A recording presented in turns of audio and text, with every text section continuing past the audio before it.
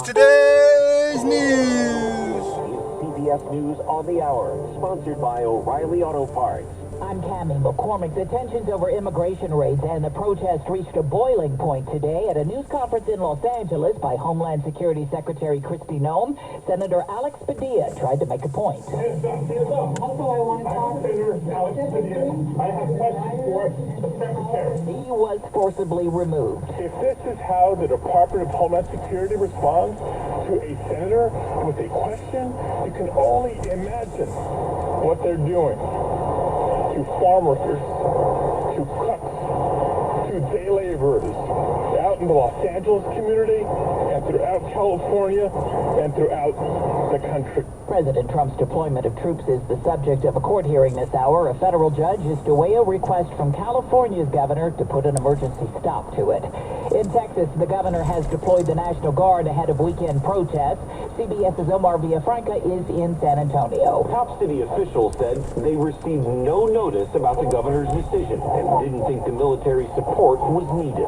Most of the time, the group that's protesting, they're peaceful. San Antonio's Democratic Mayor Ron Nirenberg said deploying National Guard troops only escalates tensions.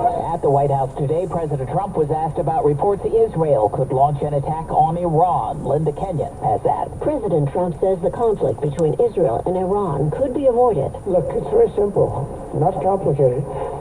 Iran cannot have a nuclear weapon. When asked if an Israeli attack against Iran is imminent, Well, I don't want to say imminent, but it looks like it's something that could very well happen. just in case, he says he took steps to get American embassy personnel out of the region. We have a lot of American people in this area, and I said, we got to tell them to get out, because something could happen soon.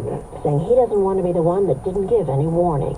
Linda Kenyon, CBS News, the White House. A single passenger is thought to have survived the crash of an Air India plane today. More than 240 people were on board.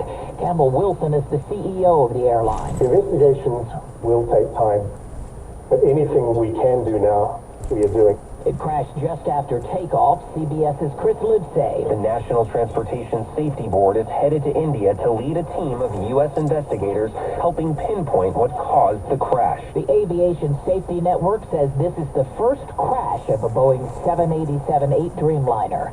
Wholesale prices rose modestly last month, a sign inflationary pressures remain mild. On Wall Street, the Dow is up 101 points. This is CBS News. Well, that's today's news. I didn't hear any good news, did you? I didn't think so. I guess it's all about perspective. The glass is half full. Well, as always, I'd like to thank you again for coming along with me on these Dash Cam News adventures. You know the drill. Peace, love, and all that hippie jazz. Bye-bye, everybody. It's 69 degrees in Portola Valley, California.